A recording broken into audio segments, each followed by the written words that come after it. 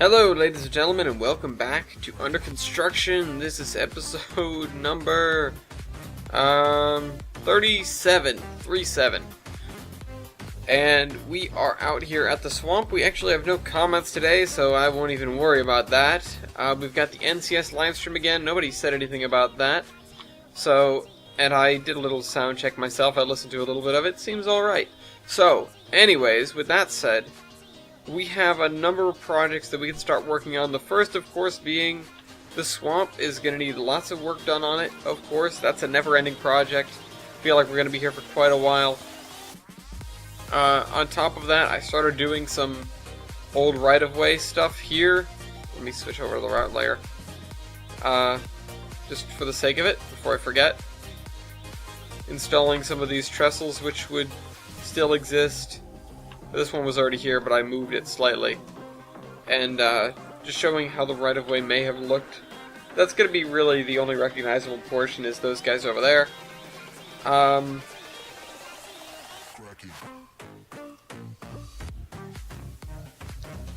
Additionally, we have this area here. I don't think we're going to do anything here, because this requires trees and stuff. Also, I added some of the creamery sidings, one of them being right here. I made it a siding now. And that one was already there, because that's a stub. There's nothing else on this side to get over here. You have this creamery, which handles this whole area. And then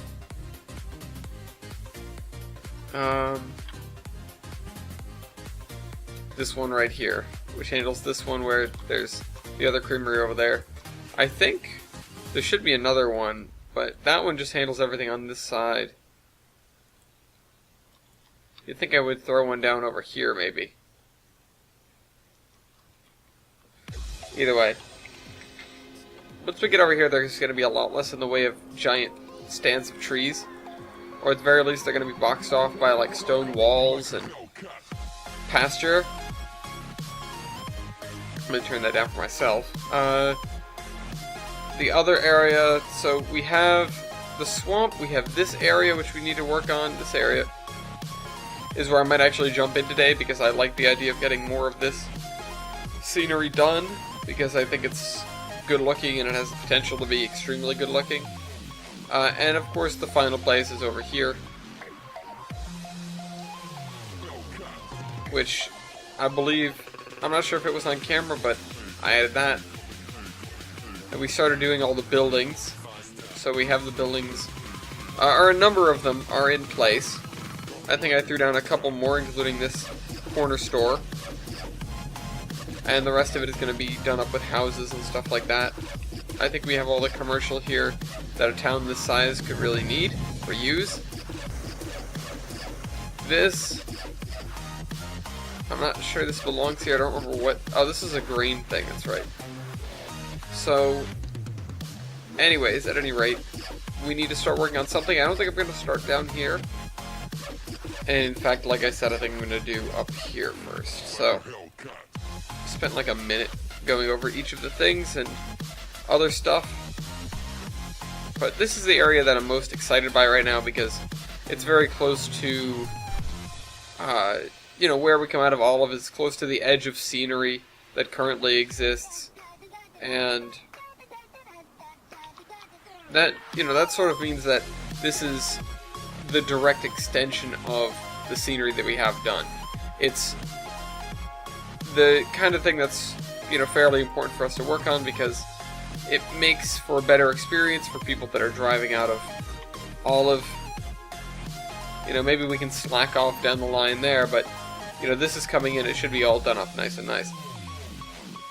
I don't think we're actually going to slack off at any point.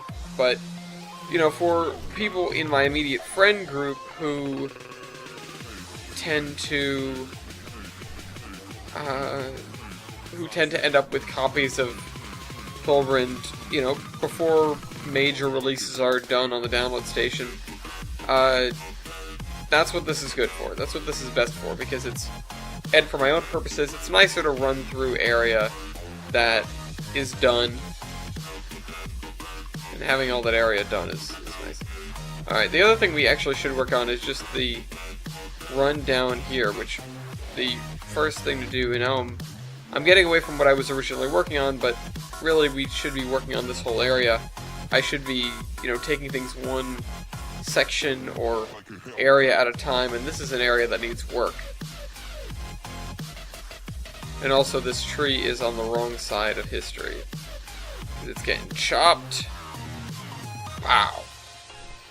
Hey, Uncle Jerry.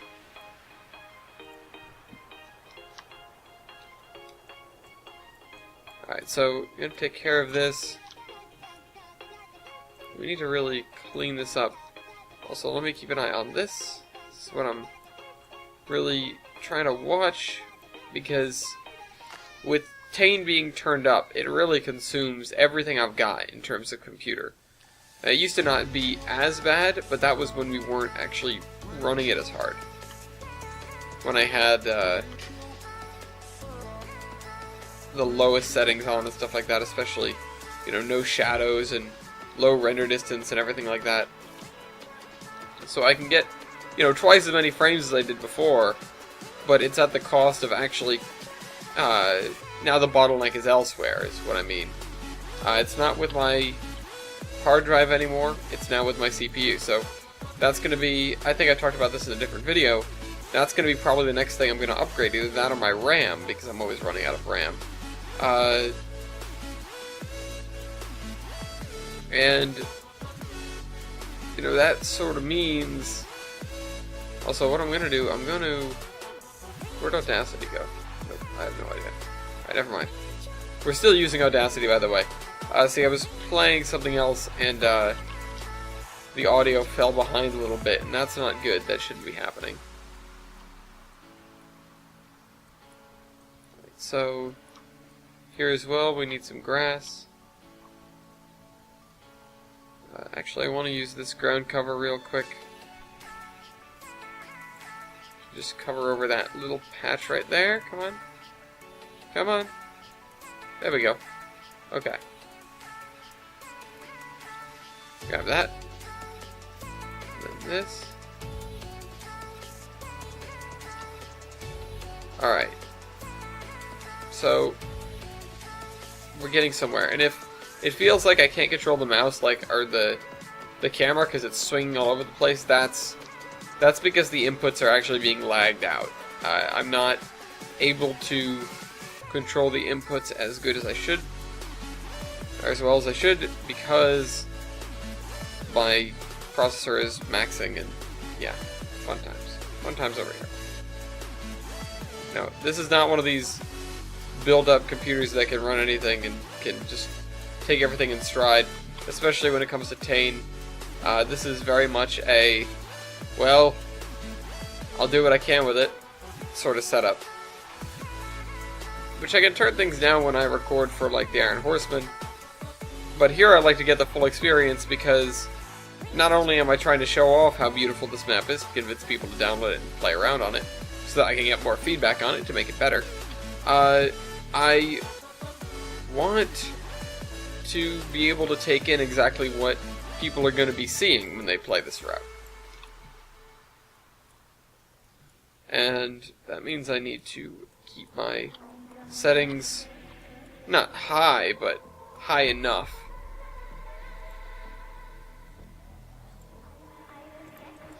Okay.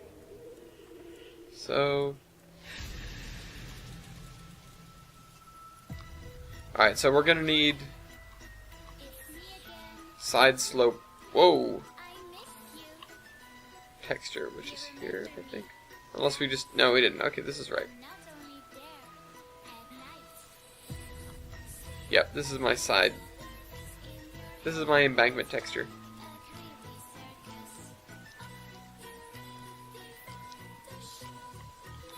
Okay. So this edge here has got to be this. Oh, this played last time. Okay. So yeah, I don't know how many songs are actually in this NCS live stream. I know you can request songs, so probably whatever people like, in this playlist you're going to hear a lot more of. I have no control over it because I'm not going in and requesting songs, and on top of that, I don't know any of the songs.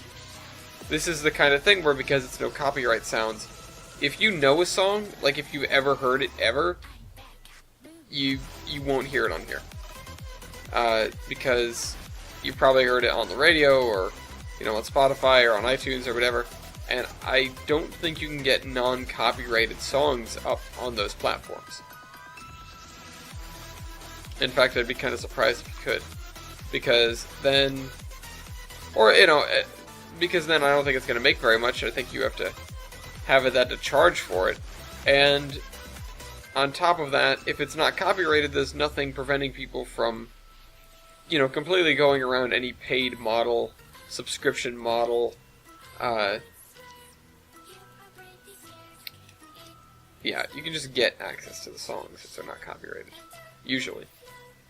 Or at the very least, there's no legal protection. So anyways, that's a summation of copyright law as I understand it. My incredibly weak and relatively useless understanding of copyright law. Right, so I'm going to make all this river bottom, the gravel texture that I like so much, just to get it down here, just to get the gravel texture down here. We'll go back up the river and work on it a little bit in a little while. That island can stay gravel, but okay. So once we get down here, I'll be able to use this on the edge here. Go right here. I do need to be careful because if I start to do stuff too quickly, the lagging out will catch up to me, and that'll be the end of that. I'll accidentally draw a massive swath across a landscape that I'm not supposed to be even working in at all. Especially if, God forbid, I accidentally move the mouse to the edge of a tile, and it just, takes me on an adventure to whatever the next nearest tile is. Accidentally click on a tile in the distance, that's the end of it. That's the end of everything. Because then you hardly even know where you made the mess. Especially if you correct before it, takes off.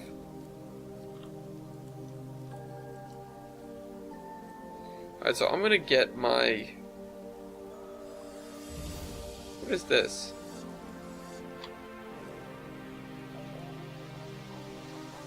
I kind of want my dirty sand, but I don't really want it. I want something a little bit grassier for the edge here. Something like grass and gravel. Like this, maybe? Let's see what this is.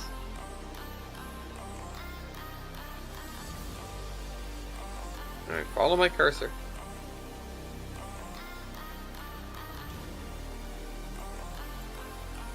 That doesn't look good. In fact, it looks too real, almost. And that's sort of a weird thing to say, but you have to think about it like... I don't want it to be photorealistic, because then when we're spinning the textures, it will come out strangely. This is slightly better. It's still a little bit photorealistic. It's still trying to be, but at least you get that riverside, sort of earthy, mossy feel. And what I might want to do is get another kind of grass to put over this. Specifically this. So let's just feed this under here so that we can get the texture out the other side. Not that I'm only doing texture that's connected, because obviously I'm not, but it just looks good to not miss spots. And that's going to be fine because it's under there anyways. Alright, so let's see if we can't find some grass for this. I want something dark. I don't think that's any different than the thing we're currently using.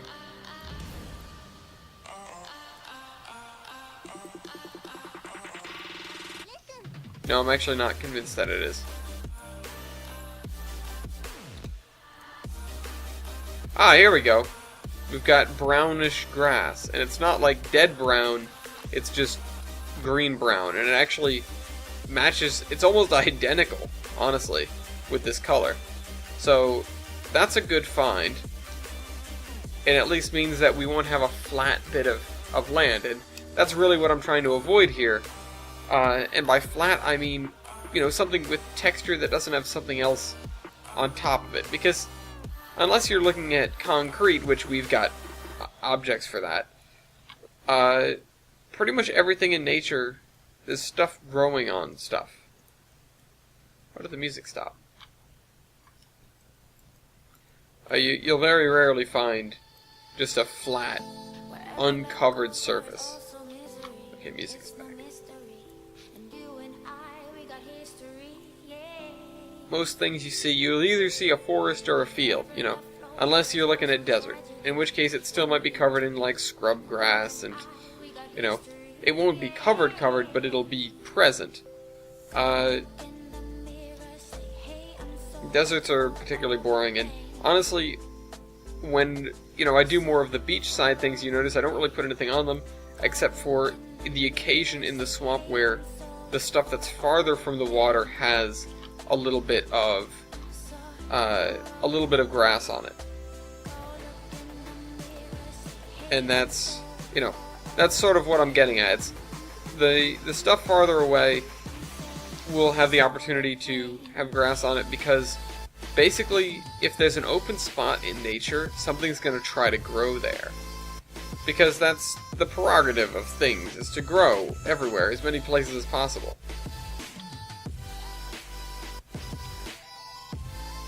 So, you know, a species adapts so they can take over more area. So they can take over more land, so that they can grow and prosper and create more of that species. You know, we're humans. Our entire purpose for being is to create more humans. You know, you can try to figure a higher purpose if you want to, and that's all well and good. But biologically, we're just here to make babies.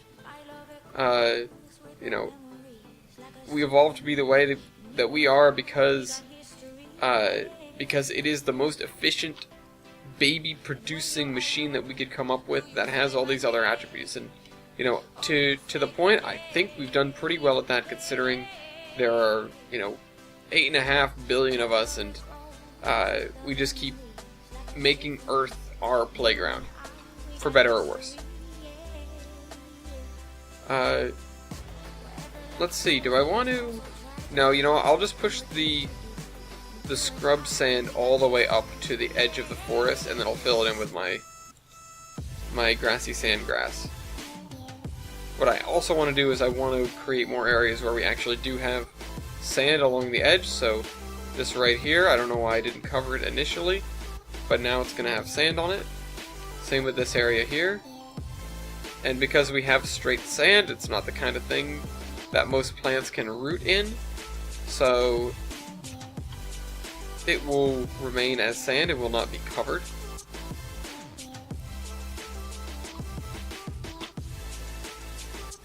Oh, you know what? I could just put some rocks on this.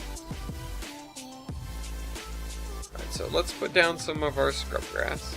Or well, this isn't really the scrub grass. The scrub grass is the stuff over on the sand in the estuary. Shrub.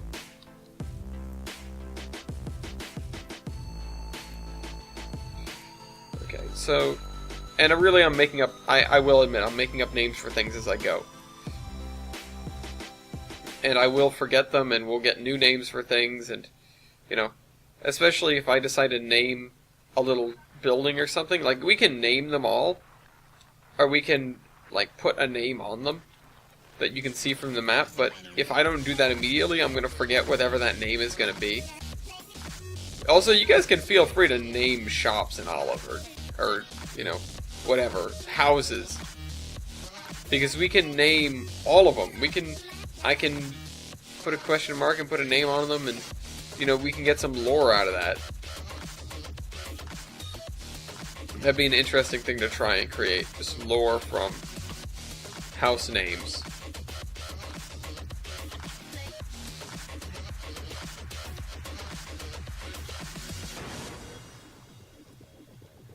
Let's see, if I do something in this direction, that'll do a better job of that.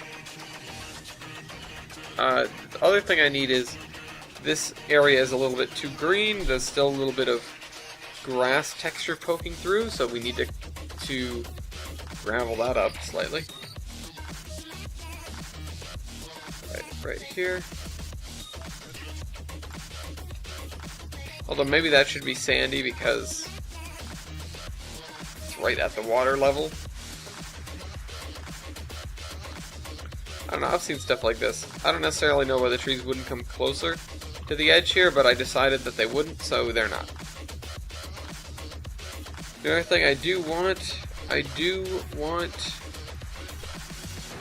more of this grass, because there should not be a gap between the grasses. That's a little bit too much, that's too obnoxious.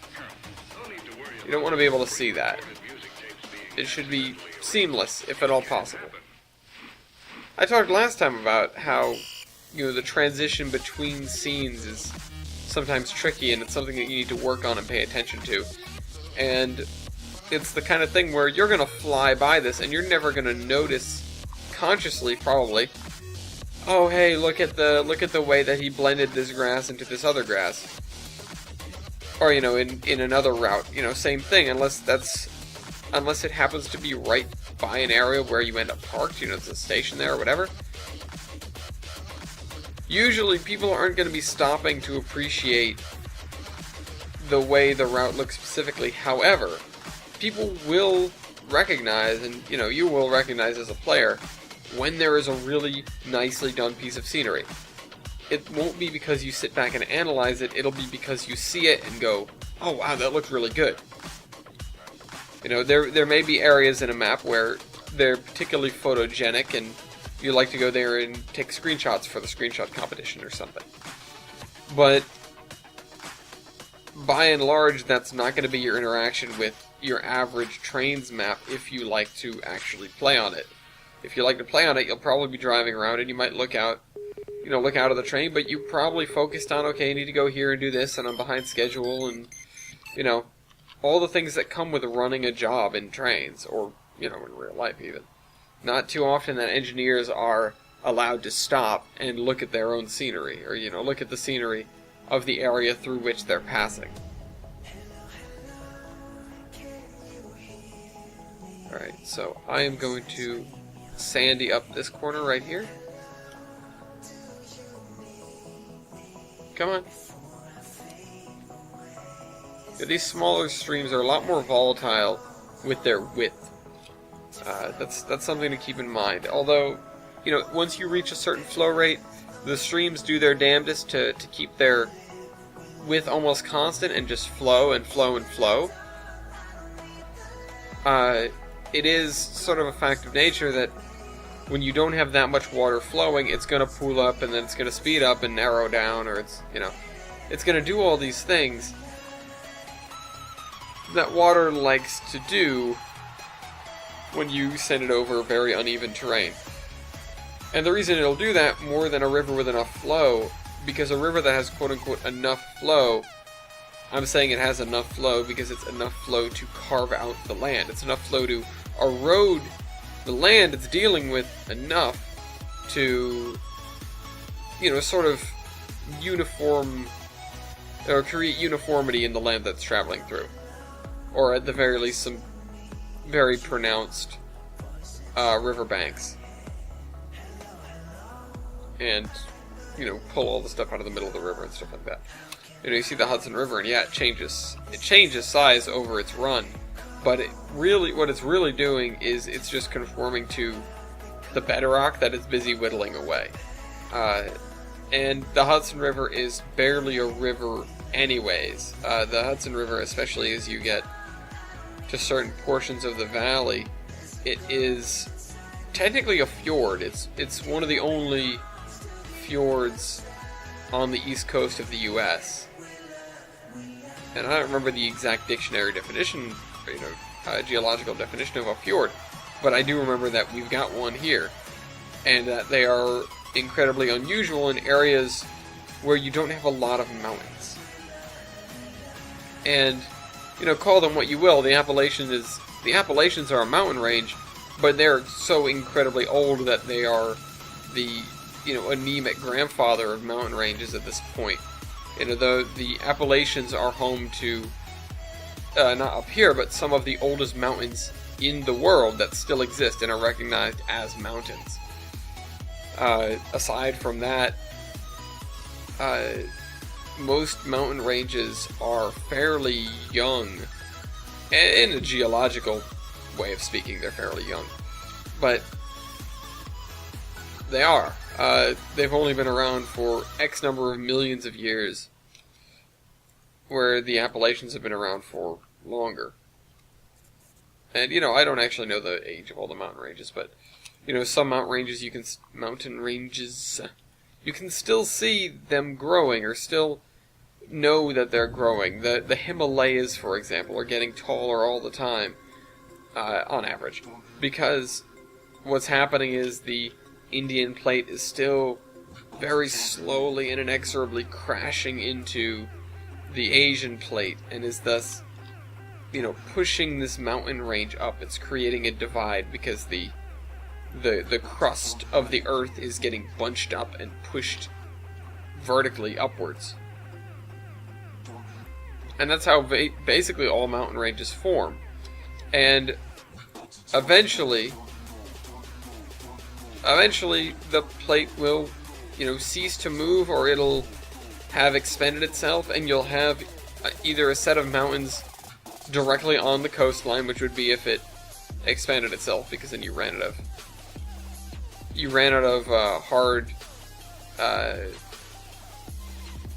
non-submerged crust, I guess. Although even then it'll still keep pushing, but you can run out of plate, basically. So you could take the entire plate and smash it into the mountain range, or, and turn it into a mountain range by just slowly smashing it. Or the plate will, for whatever reason, stop, and either way, what will happen is the Himalayas will cease to grow,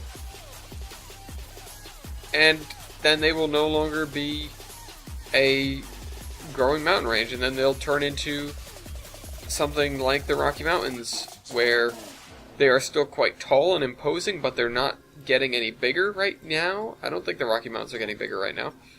And then, tens or hundreds of millions of years down the road, whenever that may be, they will become like the Appalachians. The Appalachians will be long, long gone. They'll be, sad little bumps, if they exist at all. But also, some people would already consider the Appalachians sad little bumps, but shut up. They're the best we've got over here. And so, given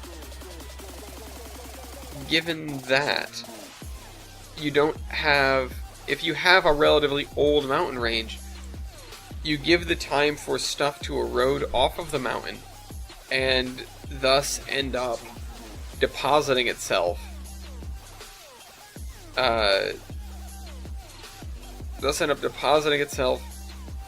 On basically the nearest shoreline. So, it gets eroded, it gets carried, and then it gets deposited in the ocean, and you slowly end up building up this this shoreline that's, all stuff that got pulled off the mountains. The Appalachians as well have the consideration of being crushed under a mile of ice that slowly ground the tops down, and it took a whole lot of boulders and pushed them all the way basically into the Atlantic Ocean. So, what I'm trying to get at here is, if you don't have those very steep-sided valleys that you see come with erosion in a relatively new and tall mountain range along the coast, where no debris from erosion of the mountains has allowed the coastline to get pushed back. If you don't have that, it's incredibly unlikely to find a fjord. It's incredibly unlikely for one of those to be created. Now, if you have younger, taller coasts, like I said, a younger coast would imply that the mountain range that, or a younger steep coast, like a younger mountainous coast, with a younger mountain range implies a taller mountain range implies that nothing has been removed from it and dumped into the ocean to push the sea back from the mountain range, so you have sheer cliffs in effect, or close to, at the ocean side. And once you have sheer cliffs at the ocean side, if you have rivers cutting, and here's the thing, this is how fjords are really come to be. If you have your sheer cliffs, and then water runs down them, and creates valleys. So you need enough time for water to cut valleys in, but not enough time for the coastline to get pushed back by the stuff from those valleys. So there's a happy medium there. But the reason that most fjords are really X number of years old, I don't know how old exactly, I think 10, 15,000 years, is because that amount of time ago, we had our most recent ice age. And what the ice age did was it collected so much ice at the poles, some of which is still there, and we're currently melting it. It's melting off as the Earth warms. But, think of the reverse. You took all of this, you created all of this ice, and where did the water come from? The water came from the oceans. And so you have this buildup of ice doing a variety of things, but one of the most major things is it's lowering the global ocean level, because none of this water is in the ocean. It's instead in ice forms collected at the poles and on land and in glaciers.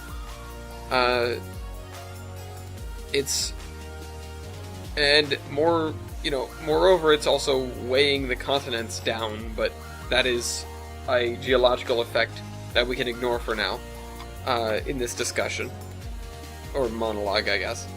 And so you have all this ice, you have the sea level lowered, which is also the way that the original the people who were essentially the ancestors of those who we know as the Native Americans, when Leif Erikson and then Christopher Columbus and everyone else came over, they stumbled upon the Native Americans who had been living here for thousands and thousands of years, and the reason they could get here in the first place is because when the sea level was lower, there was a land bridge that connected what is now Alaska and far eastern Russia. And so you could walk.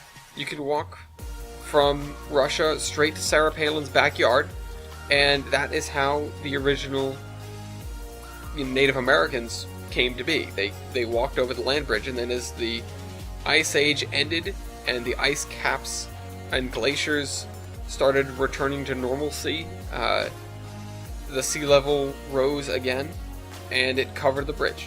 So it covered this bit of land that was allowing people to traverse. And this wasn't something that happened overnight. This was something that happened over a period of, hundreds if not thousands of years. This that kind of change usually takes effectively a geological timescale, the kind of timescale that we can only really comprehend and determine and fathom from doing things like ice cores and rock cores, and where we can see geological records dating back thousands of years. Normally you don't have huge climate altering events within a short span unless you have very unusual or unlikely circumstances. Like, for example, a gigantic asteroid slamming into what is now Central America and plunging the entire world into almost like a nuclear winter. Or you have, some sort of organism that is almost like an inverse algal bloom. Some organism that is producing gases, greenhouse gases that can change the composition of the atmosphere. and or a period of extreme volcanic activity. And that actually, that's interesting that I say that, because volcanic activity has its pros and cons because, or, you know, it has its ups and downs with regard to temperature. Because while it may throw a lot of things into the atmosphere, like carbon dioxide and other greenhouse gases, what it also does is it launches sulfur dioxide into the atmosphere. Now, the reason that's important is sulfur dioxide actually acts as a reflectant. It acts as an insulator by reflecting the sun's rays back into space. So, it's not balanced, but anything that creates sulfur dioxide is, in a small way, cooling the Earth down, or allowing the Earth to not warm up as much. So it's not outweighed, but if you have huge volcanic eruptions, then you will have not only ash blotting out the sun, but you'll have sulfur, I believe it is sulfur dioxide, clouds that effectively prevent the greenhouse gases from doing their job, because they prevent sunlight from getting trapped in and warming the place up in the first place. I think there have been experiments with that, although the US government has done, now I'm going to go off on a totally different tangent, the damn government with their chemtrails. Now, there was experiments done back in the day. There were a lot of really wacky military experiments in the 50s and 60s, and I'm sure there were more following that, but we just haven't heard about them yet. They haven't been declassified or whatever. Or maybe they just aren't nearly as interesting. Maybe research was more interesting back then and more fun. But I digress. There were a lot of very strange / interesting things that were attempted. And one of them was cloud seeding. And so you would... I think this one was actually silver. Silver dioxide, silver chloride, maybe something. I don't think it was silver chloride. That's used in, like... not diodes, but... whatever. It's used in other things. It has other applications. But by dumping vast amounts of this compound into the atmosphere, they could do cloud seeding, is what it's called. And that wasn't really the most effective or the most really useful, because it had mixed results and it was expensive, and it, you know, you had to have the right weather formation to even start to try it. It wasn't just a magical rain stick. But the science behind it is that in order for it to rain, you have to have a lot of humidity, you have to have a lot of water vapor in the atmosphere. And then what has to happen is there needs to be some sort of particulate. Because water vapor doesn't just become raindrops on its own. It doesn't clump up with other... Whoa, I lost control there. It doesn't clump up with other water vapor. It can't. It needs something as a catalyst. And so you need particulate of some kind in the air. So if you have an extremely humid but otherwise very clean sky, which is virtually impossible, to have it's not possible to have a perfectly pure, non-dirty, I guess you could call it, but it's, with no particulate matter whatsoever. It's impossible, because so many things, wind kicks up dust and sand and anything else that's basically microscopic that a single molecule of water vapor can condense onto. That's all you need. So, you have all...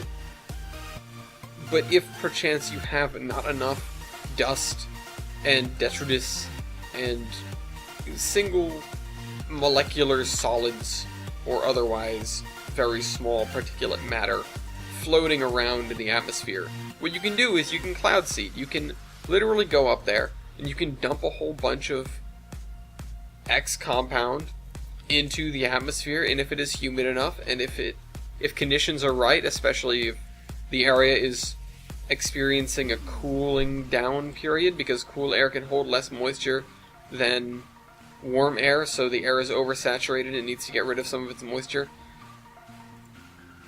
Dumping all this dust into the atmosphere allows the water to have something to condense onto, which otherwise it may not have had. Which means that now you can have rain, where otherwise you wouldn't be able to, because the air was wet, but it was not dusty. Which is strange, which is something that they legitimately tried, and they had some successes and some failures, but it was largely not really controllable, so they, gave up on that after a little while. It's not something that's used as a weather-altering technique before. That's really what they were trying to do. They were trying to see if they could command the weather at all, which I feel like there's some Greek myths about not doing that, but that's just me. I might be wrong, But either way, that's what we were trying to do. That's what they were trying to do at that point in time. They were trying to figure out, how do we control the weather? How do we create rain for crops and stuff like that in areas where there has not been a lot of rain lately? It's like, if it's humid, usually it'll rain on its own, but if it isn't raining on its own and it is humid, you wait for it to cool and then you dump all of this, particulate matter in the air. Really less effective than just irrigation. Just get an aqueduct. The Romans didn't need cloud seeding. They figured it all out with stones.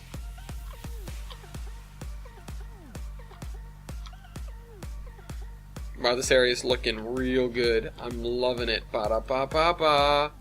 This episode's sponsored by Wendy's because the other places suck. Actually, though, I did seek out... So I went to the Amherst Model Railway Show. I'm going to talk about this more on the podcast. It's a little bit more relevant there. But I was at the PN booth. I had some fun, did some things. But the whole thing with that, or rather why I bring this up, because it's literally a Wendy's anecdote. I took a wrong turn while I was getting down there. For those of you who don't know me, I despise getting talked to by the GPS. I really do. I hate it. I'm usually okay if it's like a built-in GPS in the car and you can just look on the screen and it doesn't say anything. But I hate that. I hate the... It has to sound condescending. GPS voice with a burning passion, and so I hate GPS. Like, just as a general rule, it's made me dislike using GPS at all. I don't like turn-by-turn directions unless they're being given to me by the other person in the car. So, also it leaves room for human error, and that makes road trips more fun.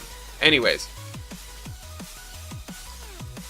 I looked it up on Google Maps before I left to how to get there, and I went, alright, I've got a pretty good handle on this, and I know there are signs anyways, because I've driven by there hundreds of times, probably.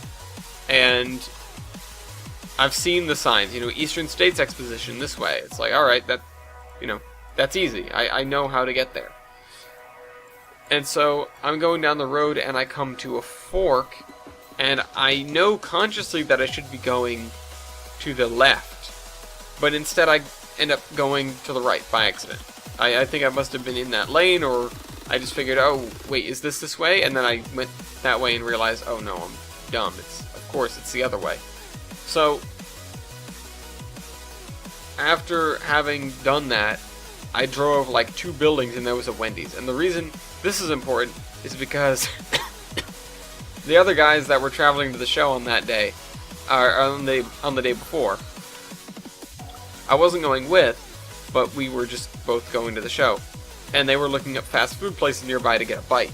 And they were looking at Burger Kings and McDonald's, and I was like, and they both agreed that McDonald's was not the place to go, but they were looking at BK, and I was thinking, nah, go find a Wendy's. And so they were like, oh, there isn't one around here.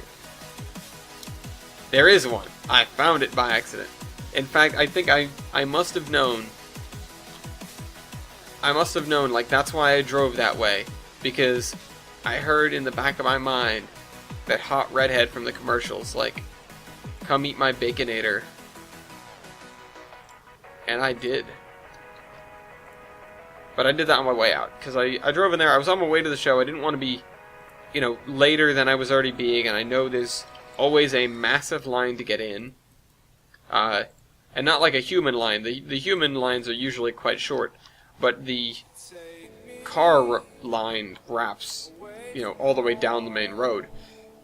And so, I knew that was going to be there. I was trying to get there early enough to beat most of it, but the thing is, you can get there early enough to be at the head of the line when they open, but if you get there immediately after open, you just have the big line. So I was ending up getting there immediately after open because I had one of those, I'm sure everyone's had those dreams where you think you're waking up and getting ready and everything, and then you go to walk out the door and then you wake up for real, and it's like, oh crap, it's been another 30 minutes after my alarm and I fell back to sleep, I'm a moron. And so I had one of those, woke up late, just threw on clothes, jumped in the car, hit the road, drove, about 2 hours to get there, hour and a half or so. And I knew, as I was going there, I was like, I'm gonna get stuck in that line now. There's no way that I made it early enough in the line, there's no way I made it early enough that the line isn't gonna be there, and I am definitely not late enough that the line is dissipated, because as the show goes on, there's the initial rush to get people in the morning, and then people just sort of, not trickle in, but they come in at a more reasonable pace throughout the rest of the day. But anyways, yeah, no, I got stuck in that line, and I knew I was going to, but I wanted to make sure I got to my booth and checked in and said hi and asked when they wanted me to be there, and then saw enough of the show as I could, so as much as I could. And then on my way out, I made a beeline for that Wendy's, and I had glorious, glorious food. Alright, let's work on this area here. We actually made it most of the way down that river. I think, I don't mind sharing these anecdotes, and I think the music is actually kind of helping. See, those sand patches are the worst looking things here. They literally are the worst looking things here, because they are the only thing without grass. They're the only thing without anything on them. And while the river still looks pretty damn good, even from both directions, like now we can look south from this bridge and see this whole area. It's the same, it's largely the same colors. You've got this, and you've got, these three colors. These largely neutral tones, some might even say earthy tones, that are being used on the entirety of this riverbank. And that's really fine, because there's a reason they're called earthy tones. It's because they are earthy. And so, we've done this section. I'm actually pretty happy with the fact that we got this section done, and next time we'll probably, we'll either work from here to the shore if I've gotten the trees up, and if not, we'll work up this direction. Oh, I missed a spot.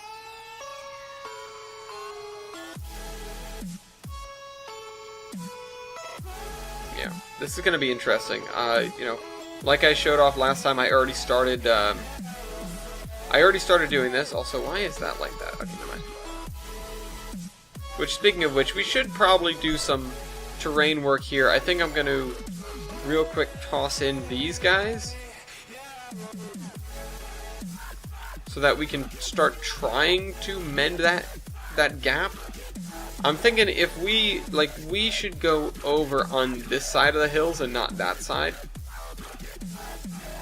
Which means that we somehow have to have this back profile done. Going by up here we can actually get through over here probably, and then there's nowhere to go. We'd have to go down that way, or we'd have to figure out how to get up this, which I don't think is going to happen unless you've got a cogwheel on your engine. So, first things first is to find, the lowest terrain height, which I think is this. And we will do what we can with regards to this. So let's do that, and then this, and then this. And then, the thing with this is, because the computer's not having a great day, mostly just because we're running Tane, we're going to end up chopping off the edges / not having the best of control over what we're doing. So I'm going to have to be very careful. Oh, this played last time.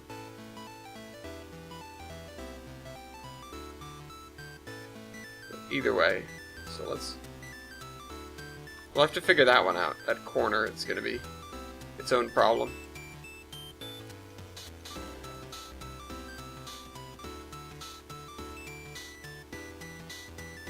If I tear down the edges of this a little bit, it's okay. I'm not worried about it. The thing is, we're going to have to use the plateau tool mostly to start working on this side, because that's the best tool for the job here. When you've got an established height, and you need to connect it to either a new section like this, or a section that you just haven't worked on, but it's a sharp edge, the best thing you can do is the plateau tool. And the reason for that is if you're using just regular elevation and de-elevation tools, you're only raising and lowering lumps, and it's going to preserve that edge. Whereas this does a pretty good job of not, first of all. And the plateau tool does a pretty good job of not preserving the edge. And you can turn up the thing as best you can. Part sensitivity, you can turn that up. And the radius, that'll help in no small amount. And this is the easiest way to get rid of that edge. The only other way to do it that really works well, or the only other option really, because there are only so many things you can do with terrain to get it to behave the way you want it to, is terrain tracking it. And I haven't done terrain tracks in a little while. Like I've said, if I wanted to be ideal with the way that terraining worked, what I would do is I would terrain track first in a very general way over a very large area.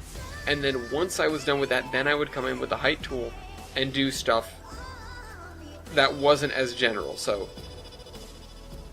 do not even like river valleys, but I would go in and I would make the river valley, which after you terrain track, things are very, very uniform. And I would use that to make it non-uniform. I would use that to come in and tweak. The terrain tracks are not that good unless you're willing to play with them for a while.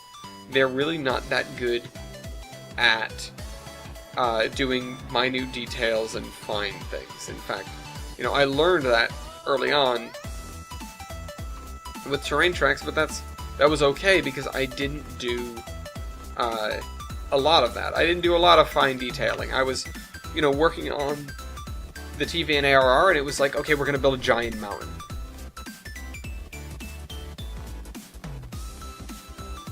There were very few areas in that map where I spent large amounts of time working on getting the terrain right, which is almost the opposite to what I'm doing here, even though all things considered, I'm spending very little time on the terrain, because I'm not tailoring it to the track, which is almost a cheat in a way. It's really not, because it gives you more room, more work with the track, but it does two things. And the first thing is it creates terrain that doesn't look like it was designed for the track, because it's not. Which, that's a problem some people have, is making terrain that looks like it's designed for the track. I was one of them.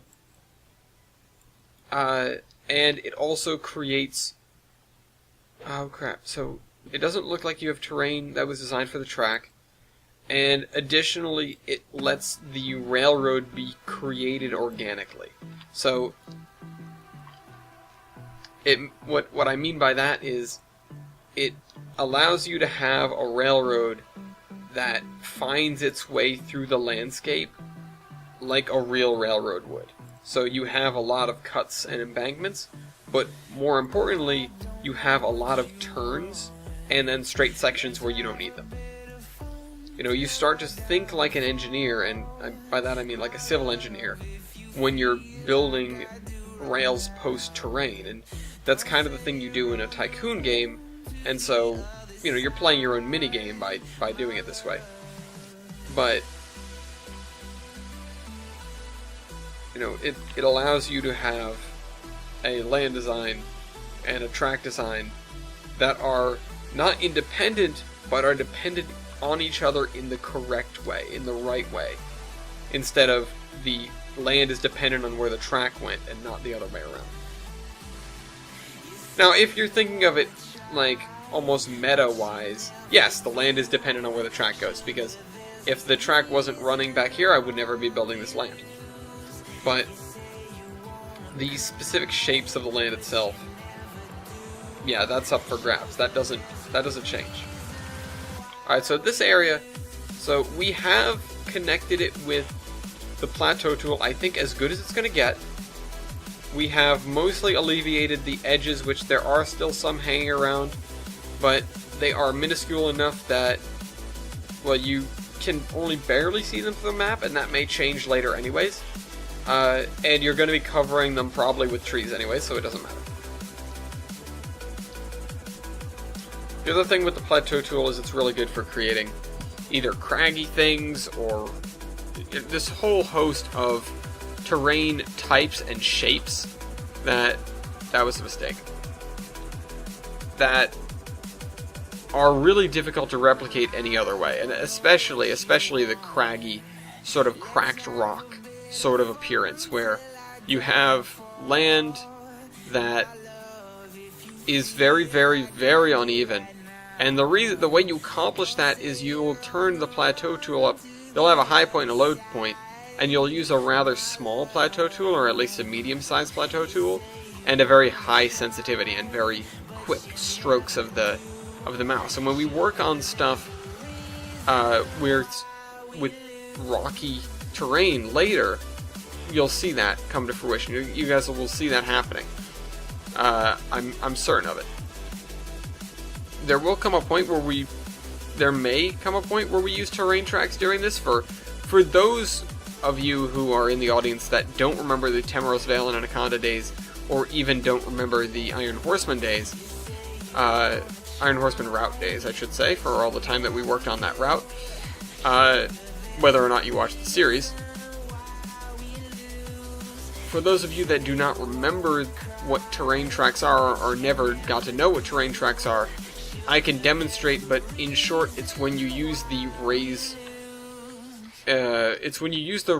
ground to height tool, or raise ground to spline, or raise ground to track tool to create a landscape. So you do it by stretching out sections of track over the land that you want to either level out or slope. And then you use the tool on those stretches of track, and the land underneath conforms to the track. And then you delete the track, and you're left with land that is sloped, probably, or flat, or whatever you were trying to do. I do find particular use with this with regards to flat terrain and sloped terrain, or you know, really sloped terrain is what I was trying to say, because you have a terrain that is otherwise very difficult to get to do what you want it to do. It's otherwise very difficult to get it to all have a uniform slope, where it's all sloping down in this direction. And so, you know, even I've had to be careful with that. I've had to pay attention to the fact that I'm making basins, and I don't want to make basins, because then there should be a lake there, and, you know, that adds another deal of complexity. It's like, okay, is water pooling in this basin? Is it flowing out anywhere? Is there a way for it to flow out? And so that's something that I'm trying to pay attention to. And like I said, I think I can get rid of these tiles, or at least this one in the back corner, and maybe this one as well, if we stick to this valley, which I'm going to raise a little bit because it should be raised. Yeah, and we've created another basin back there, which is, like I said, not what I want.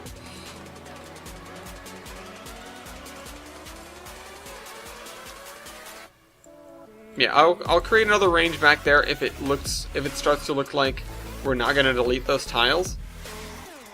Which we may not, because we might have to go this way. I'm actually thinking we'd probably leave the map here. But the thing with doing this is now we need to know what height should we get to.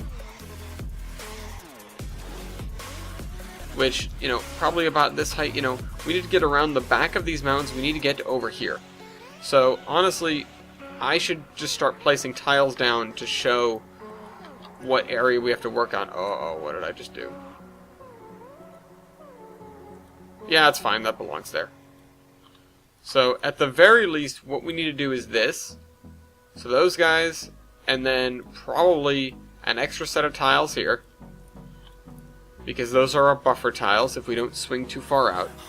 And then all these tiles in here. So all 8 tiles in here.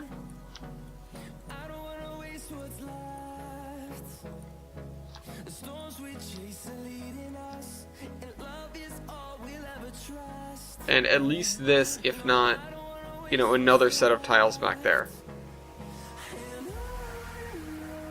And like I said, the reason I'm keeping them close is because if I put them farther away, there's a chance that I will expose the side of a tile to the sight lines from the railroad, and that's not something that you want to do. You don't want to be able to at any point look across and see. Can I actually see one from here? Yeah, like that. Or even this. But, you know, imagine you can't see this here. You're just looking across and you're seeing a single tile edge. That's not something you ever want to see. That's not something you ever want to happen.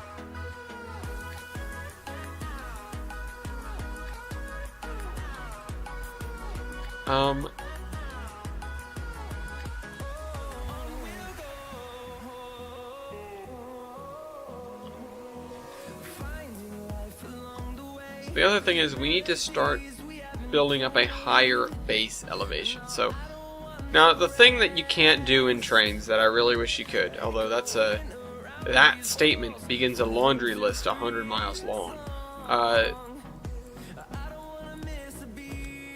The thing that I wish you could do that you really can't do is build or place tiles that have a base elevation already. And that's what I originally thought this was. Oh, crap.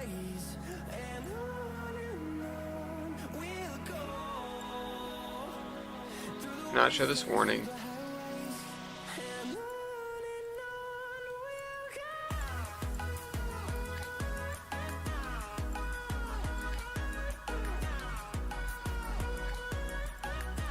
I don't even know where all the tiles are.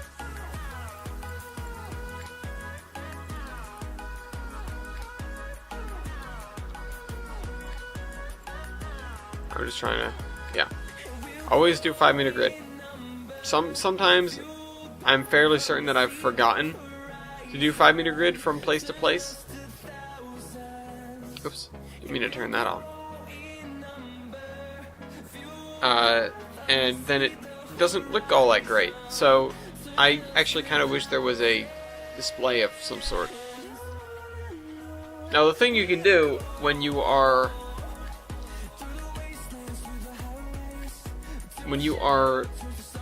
trying to build up a hillside like we're doing here, or mountainside, the thing you can do is either slowly build up, you know, terrain and just be conscious of where your sort of divide is going to be, where your peaks are going to go, so you're building up towards them.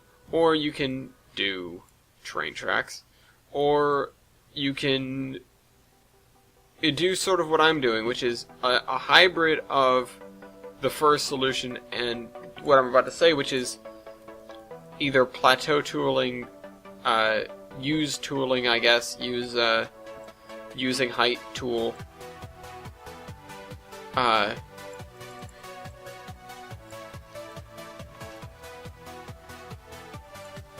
or copy pasting, where you basically you pick an elevation where you go, okay, this is going to be the base elevation for this area. Nothing in this area is going to get lower than this, and if something does, I will be putting it there on purpose. I'll be building a valley there specifically. And that makes things a little bit easier, a little bit less nerve-wracking when you're doing this, because honestly, I am a little bit nervous when I'm doing this that I'm accidentally going to create something where either water is flowing uphill, or, you know, I've created a basin, or that kind of thing. Like, this area in particular is pretty bad. This area doesn't make a whole lot of sense. And so what I can do is I can really just come over. I could clean slate it if I really wanted to. But what I'm just going to do is I'm just going to flatten it out a little bit, because that should give it, yeah, that makes it look a lot less bad.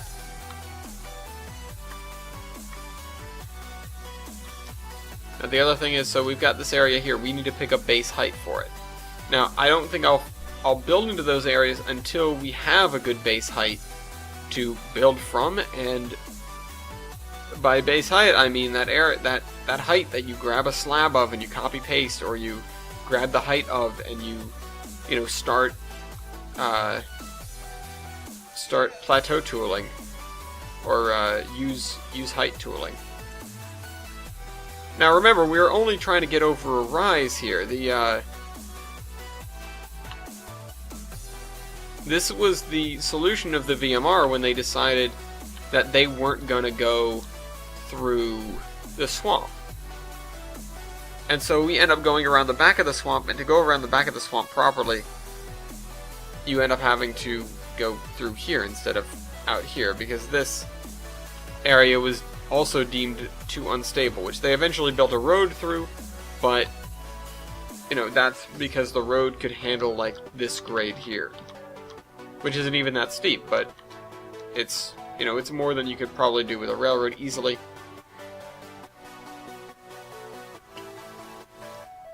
And also I am gonna, you know, put some stuff, like some backing on here, where it's a little bit steeper. You know, maybe I'll move this out another tile so that we don't lose all of our altitude, because that would not be smart, that would not be good, it wouldn't even make sense.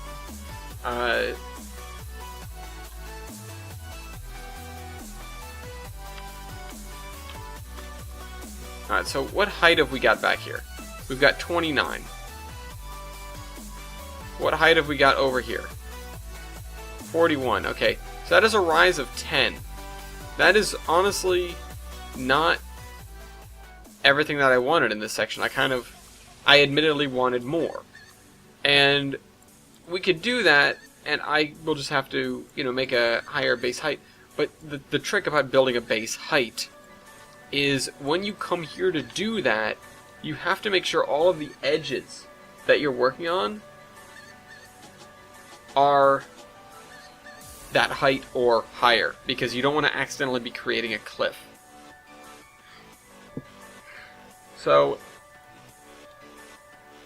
I could do to make a basin up here and just have a lake up here, and you know, if I do this real quick and just seal this off at least to a height of 30 or so, or 40 I mean, it means I won't have to worry about bringing this area up to base height. You know, new base height, which is going to be 41, or a little bit higher than that actually. And also it'll allow me to have a little piece of scenery, you know, another lake, you know, zooming out, especially in an area with mountains and stuff, and seeing, oh hey, there's a little lake here. That's, you know, that happens, that makes sense. And I could even run a road to here. It might make sense to run a road to here from somewhere. You know, it gives me more reason to run things on the map. Think of the Earth. There is, you know, there are plenty of areas of Earth where there is not much going on. But if you're running a railroad through somewhere, especially somewhere where there's, you know, populace, there's definitely some areas, or there's pretty much going to be an endless supply of locations, you know, things. You can look left, right, center, up, down, sideways, and you're going to find, you know, either a little town or a resort, or, you know, somebody's farm, or, you know, something. Especially at this point in time. In the 50s, everyone's got a little something. And I could even over here add, you know, like a village with a road connection, and that's it. That maybe exports lumber or, you know, whatever. And it wouldn't even have to be something that the railroad has anything to do with, but it's something that exists. It's something that's here. Oh, and we even accidentally created a little island in the lake. But honestly, that lake is too small. I'm going to make it bigger. Actually, no, I kind of like that. Let's zoom out. Let's see how it looks. Yeah, no, that's good. I like it. Never mind. We're keeping it. I might do some tweaking with the edges of the lake because right now it's kind of derpy.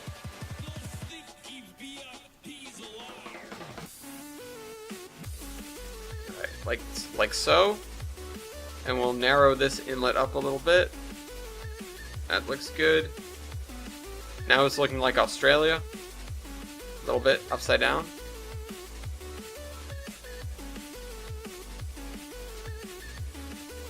Plateau tool working in its current form as it's worked since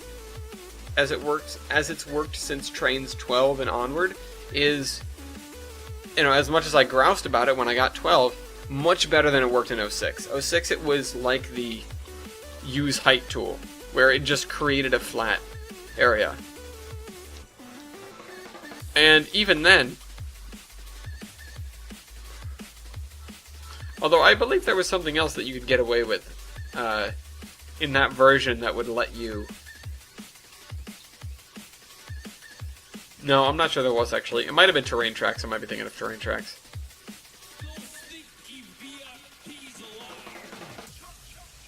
But so up here we have this height. What is this height? Nope, wrong thing. So we've still got 40-ish. And so that's probably what we're going to use, but in order to use that, like I said, we need to increase this to at least 40-ish. Which means raising all this land here so that we have an edge, so that we know where we have to stop with the base heighting.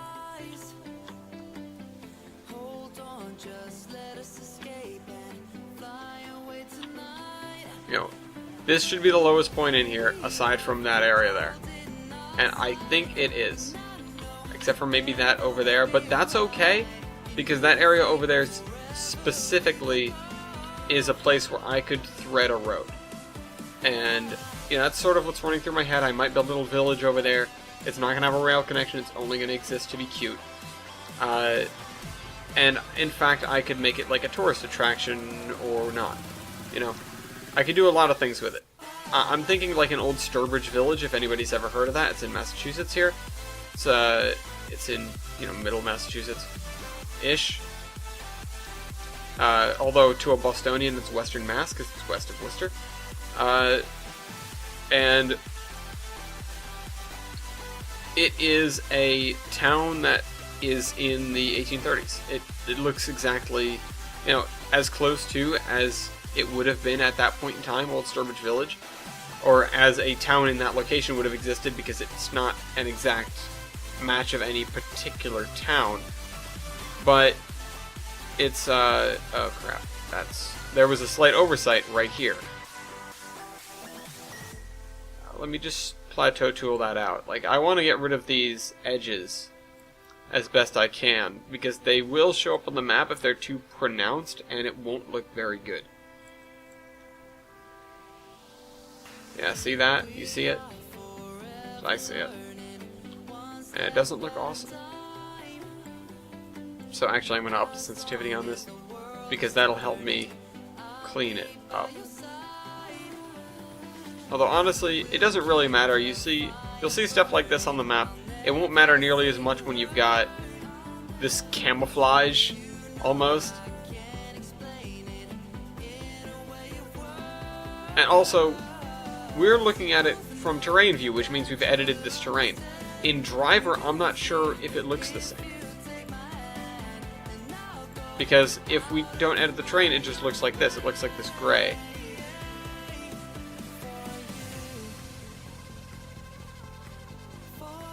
Anyways. I'm not sure if that exists on purpose, just to show you what you've worked on. But either way. It's, we're being shown. That was smooth like butter. Let's try to do that again. Although I did that with like flick skill accidental victory. I don't, there's nothing that I did there that was purposeful really. I just got a good result out of it. Yeah, that was not a good result. You can see it, you could probably see that on the map plain as day. So that's how high we really are off of sea level. Admittedly, not much, but we've got plenty of miles to climb. And like I said, I don't want to make the map too tall or have too crazy of grades. Even the VMR is not going to be all that difficult. But we will have spots of like 4%, maybe. You know, maybe a very small section between Summit and whatever the other town is up there that we're going to run to. Oh, between Summit and Skyline, I guess, because that's where the coal mines are. The Zion and... no, the Volga Mountains Railroad has its Skyline branch that runs from, you know, basically its headquarters at the Summit. Alright, so I'm also going to fill in... Yeah, see what I'm talking about with this doesn't always... the edge there is not always just because you screwed something up. It's because the terrain just does that. Tell me I didn't... I'm going to need a tile here, I think. That's okay, though. I'll just place it down and I'll use the base height on it, and that'll be that.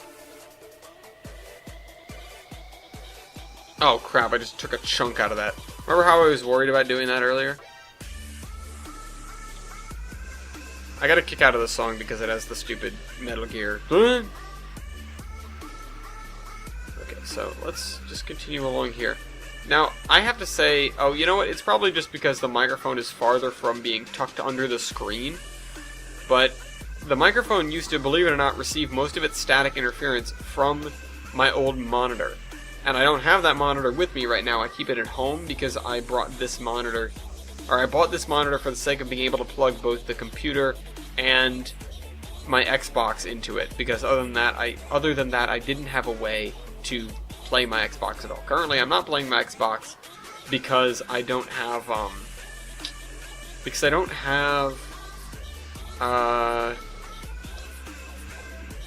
gold.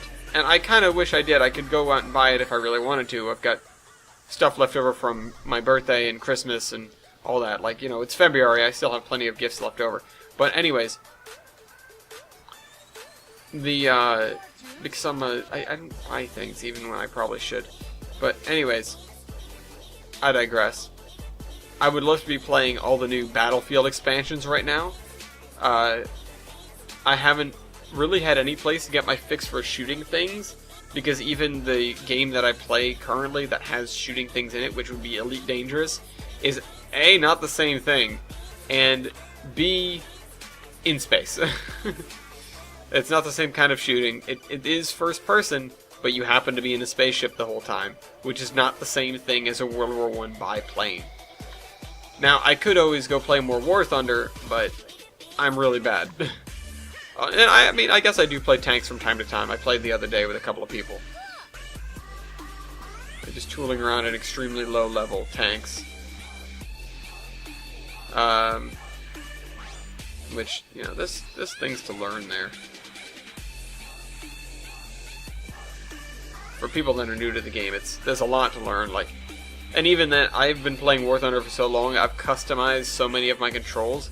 I can't even play it on my laptop anymore. I just can't do it because I haven't done up all my controls. And it's a control scheme that I've done for, you know, that I've been tweaking and playing with for pretty much ever since I got the game. And the downside of that is I have no idea what everything is.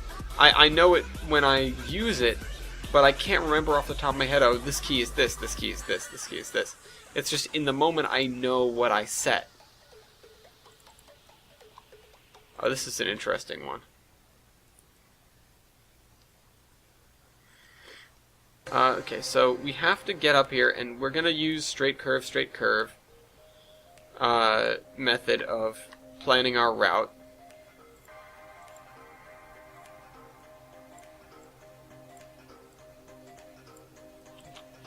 Because that's really the best you can do in this situation.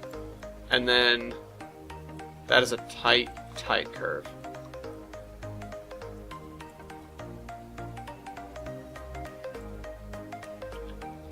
Alright, so that's the last segment we've placed thus far.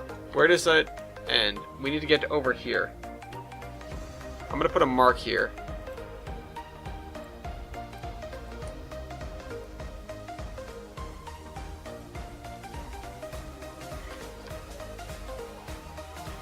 This is a relatively flat section. I think we can get away with just...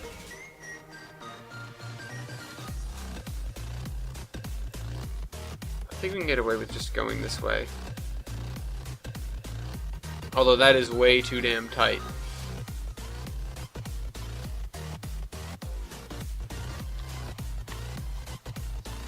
We can cut that.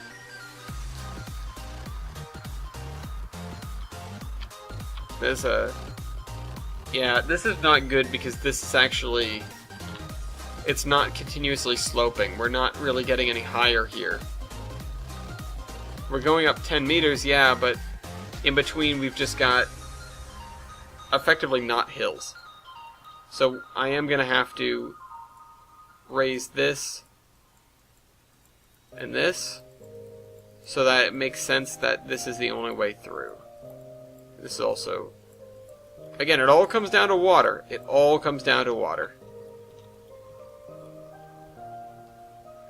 And the VMR is particularly good at threading the needle, because they're only a single track, whereas certain other railroads are 4 tracks wide, or 2 tracks in the case of the Zion and Skyline. That is a very nice S-curve.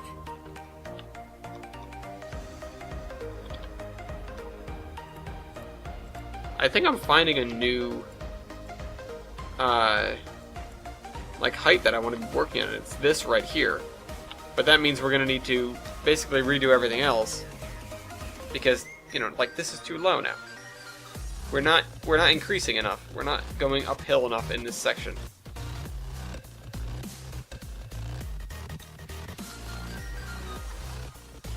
Like, you know, I want this to be an ascent. I don't want it to be just a weaving through.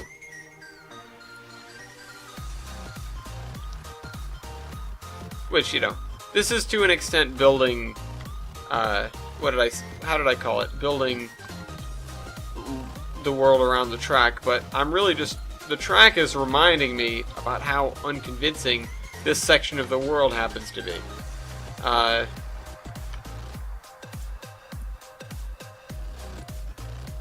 Now the thing is, we don't always have to be along the bottom or the very lowest edge, but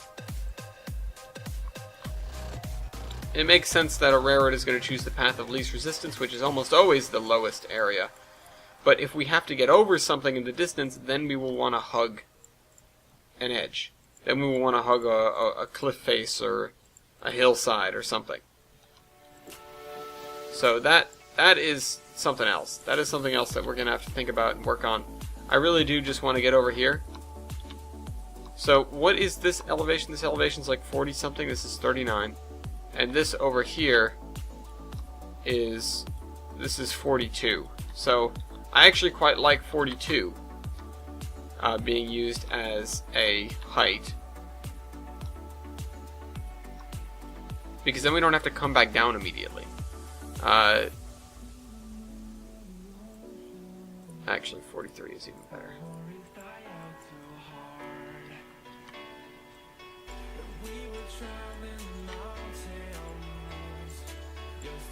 So this is our new base height, which is going to cause problems because we just redid all this area with base height, and we made sure that this area that we're running into has a safe edge of like 30 or 40, and now we're looking at 43, which is 3 meters higher.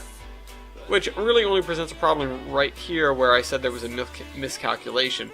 So we can fix that up easily enough.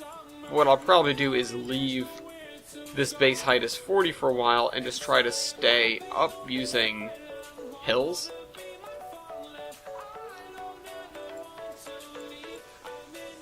Because I don't even have our big bad in the distance yet. I don't have our, hey, we've got to get over this. I just wanted to get up to here. To this, you know, almost a valley. I mean, it is a valley. It doesn't have a river in it or anything.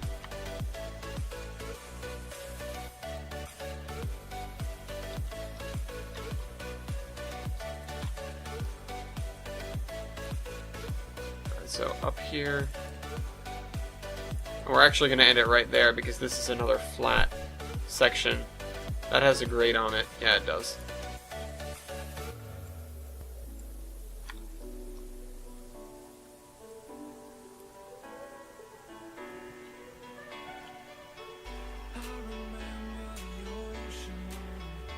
Okay, now we need to see, okay, what areas are having problems and how can we rectify this?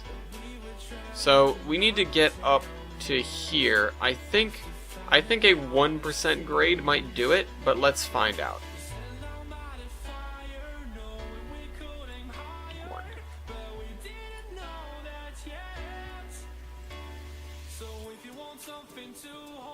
Whoa.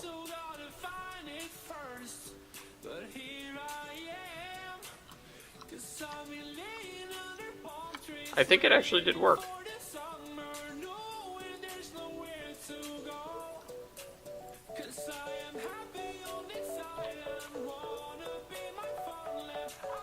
Although these curves are tight, but then again, yeah, they're actually quite tight. I mean, this one isn't as much, although it spirals to a pretty tight turn. Let's see if we can do something better with the turning and the actual track laying here. Because this was good for like a rough estimate, but honestly it's not any good. If we push that more that way, and then push this way and this way, we might be able to get this to work a little bit better like that.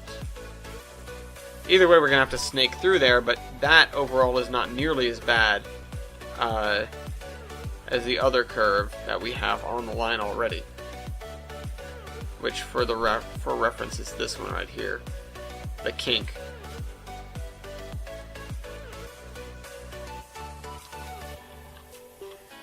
But remember, the more track we have,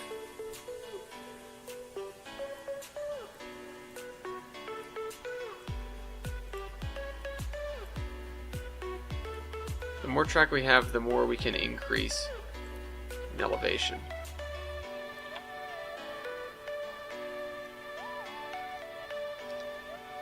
Don't tell me that works. Oh, it doesn't. Oh, that's interesting. So we don't make it to the desired height. Come on, emerge. Oh, whoops, that's not how that works.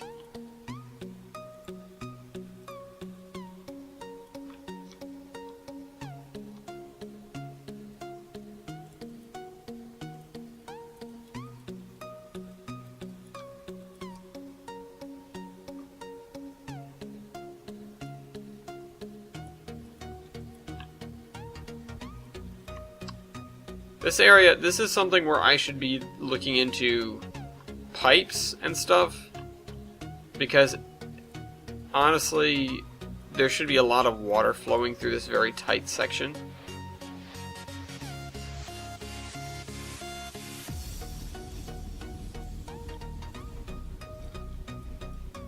And this is still rather tight.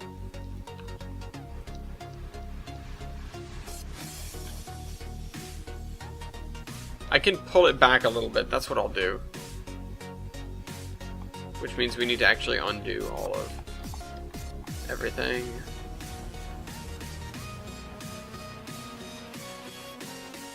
A lot of trial and error this takes. In real life, you don't get to do this. I mean, you do, but you get to do it in a computer program like this. But if you go in there and you build a railroad and it doesn't come out right, well, somebody's getting fired.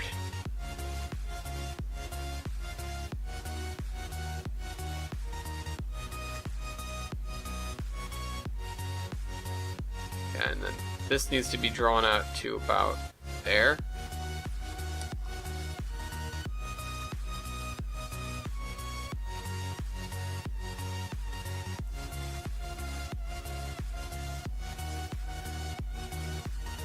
There. How deep does this cut get? Oh, fairly deep, actually.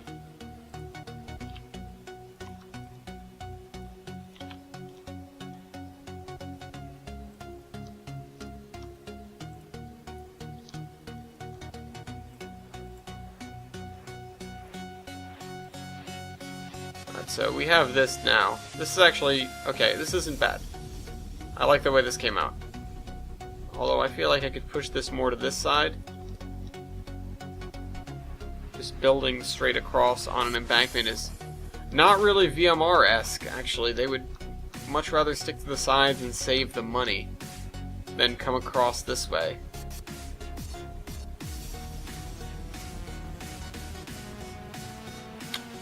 But I don't think I'm going to change it again. I think I'm going to leave it as is for now.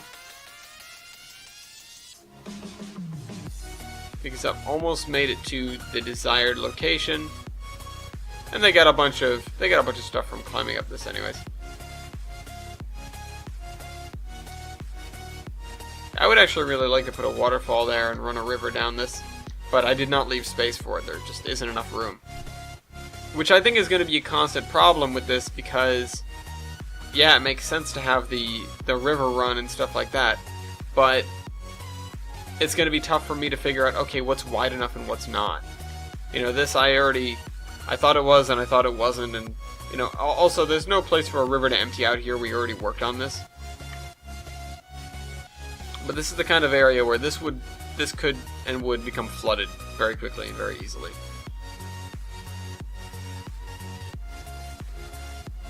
So we've got a not straight line, like a quite not straight line.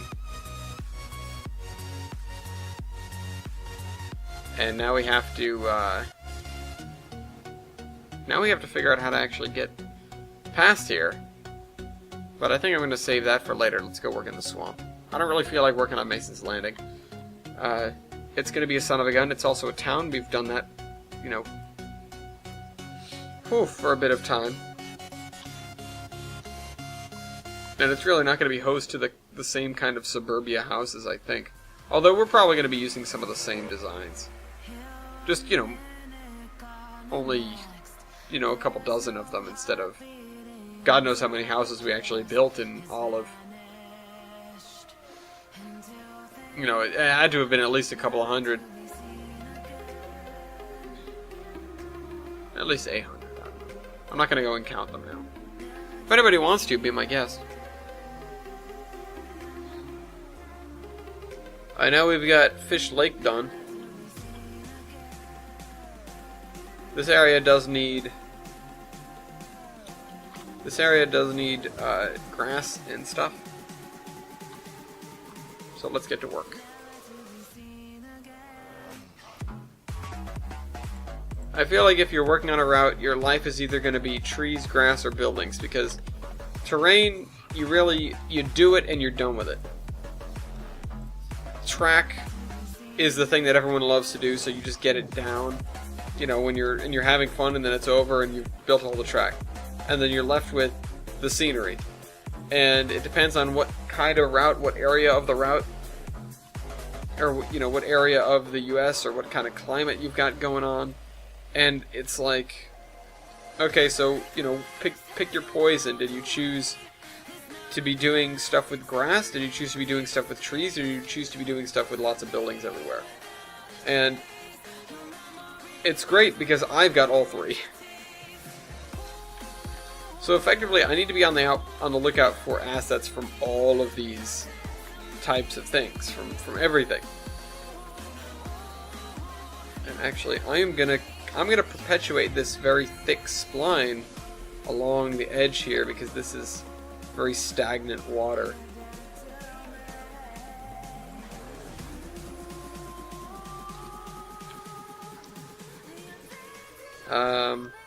Yeah. I actually kind of like this.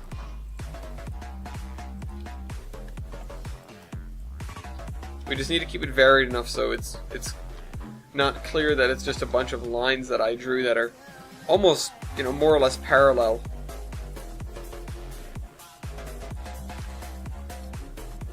And then just follow the edge of the lake slightly. The easiest thing is, you know, we can do up these little areas with, you know, cool stuff like that. Like that almost looks, you know, it's like there's an algae bloom going on over there. And we can have pools like this one where there isn't anything growing, But for the majority of this area, what we're gonna have is these reeds. And so I've got to get busy with placing down all the reeds and filling in the area, which is pretty much a tireless, thankless job, so to speak, because it's very simple. You know, it's so simple that a monkey could do it. Maybe, probably not, actually. It's kind of, you know, teaching a monkey to use a computer. Do you think somebody would actually be able to? Do you think that's been done? I wonder. Anyways, I digress.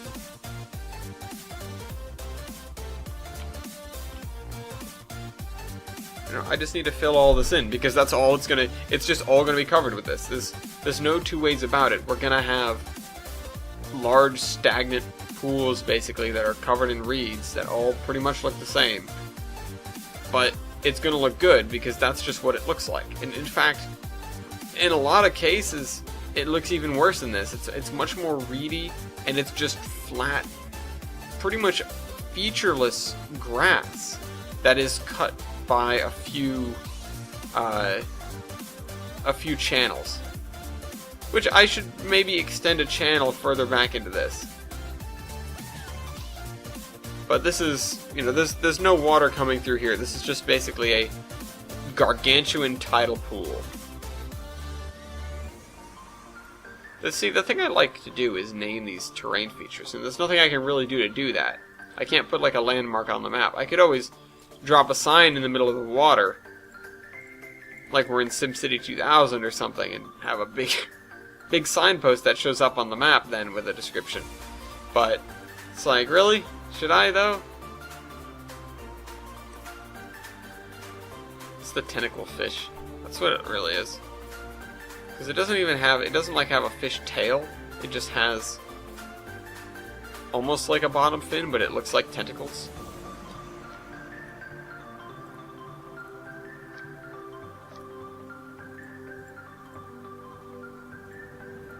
Alright.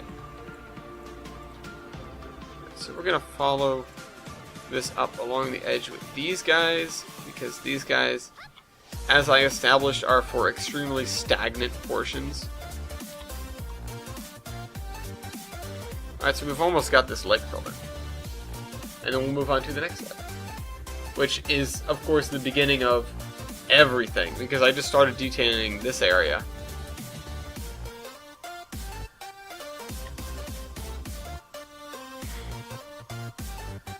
You know, also, I'm going to grab my dirt. Where's my dirt?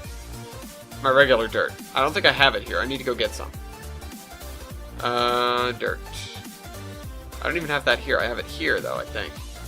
Yeah, I have it underneath the road. So I want this dirt to use as effectively something that's a little bit drier. And then I'll cover it with grass. Oh, I already went right past it. And so I want to run an experiment. It's like, will this look good? Although the other thing I can do is that muddy sort of look.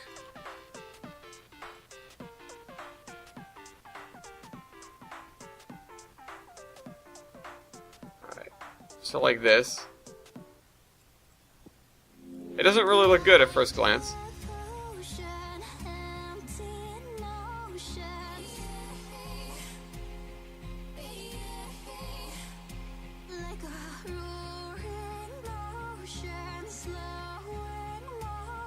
So there's that.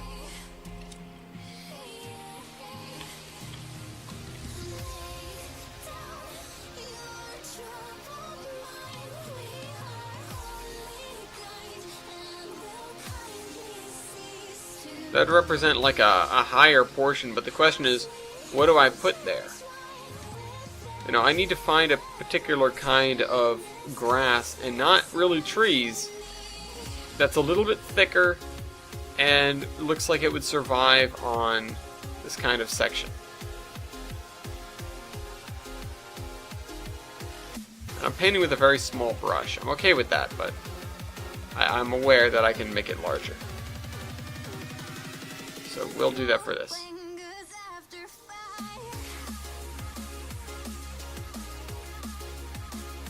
Is this a 5-meter grid? Tell me it is.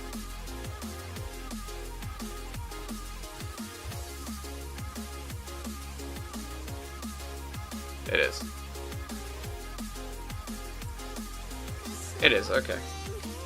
I was very concerned that I screwed that up.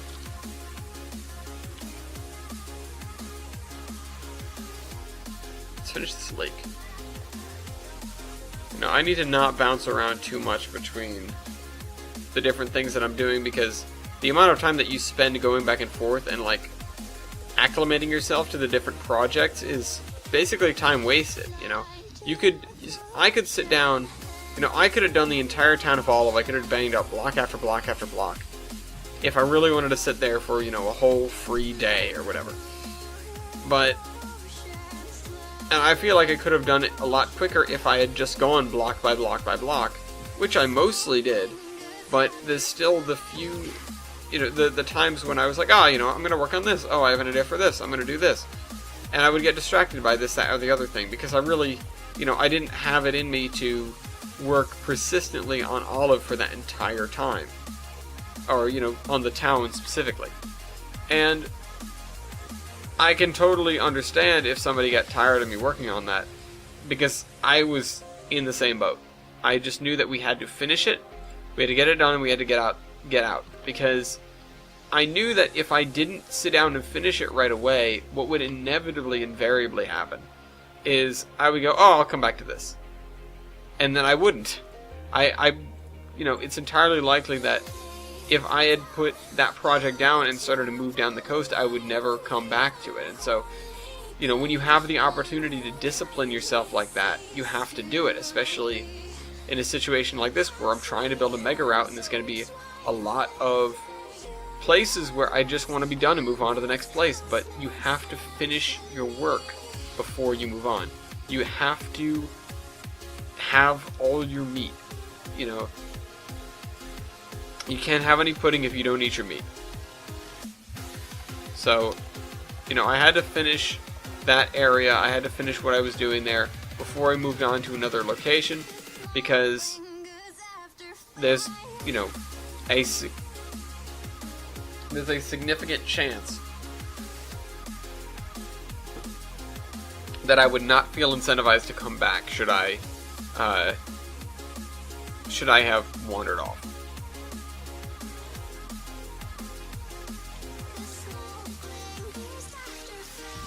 Alright, give me this grass. This is my scrub grass. Is this it? Is this actually it? Oh yeah, that's right. Yeah, it is. So I'm going to cover this area with it. The area that's not quite on the water. Except for this area totally is. That's okay, nobody's going to look at that hard. I'm doubtful that, you know, in the future, unless you guys are watching this episode, you're going to go in, you know, this little thing was off. Because you're never going to know that it's off. You're just going to know that that's just the way it is at that moment in time.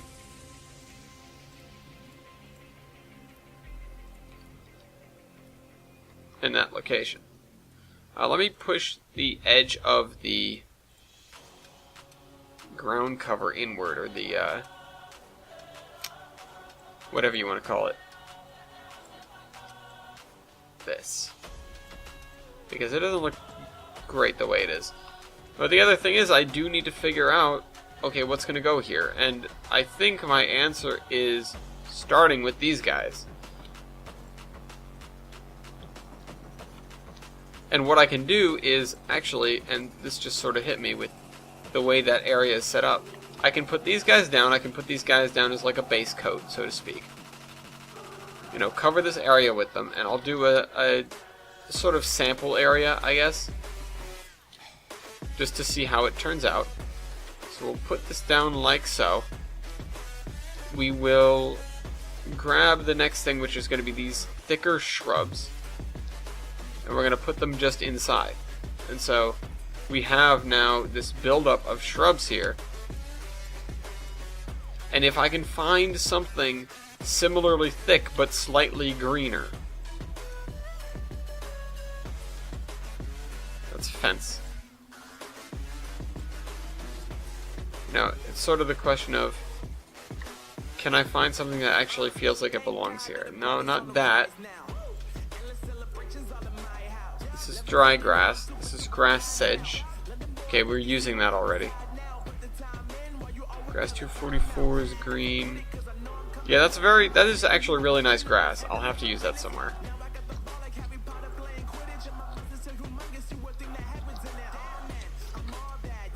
But I need a large spline that's about as tall as those shrubs.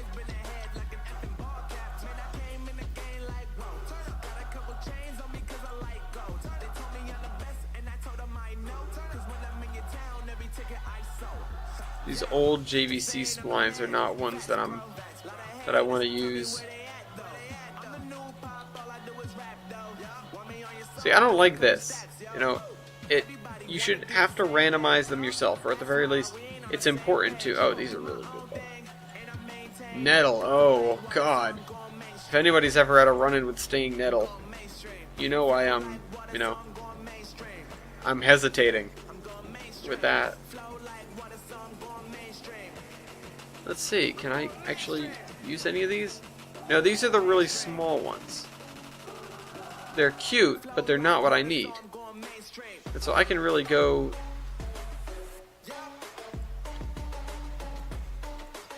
Nope.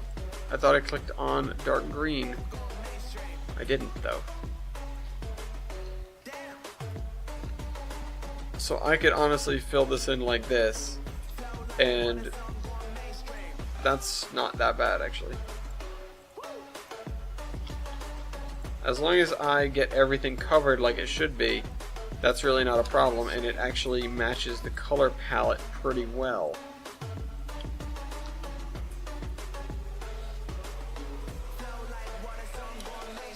Which means I might actually even be able to dump more shrubs on top of it and have it look, you know, good, just thicker.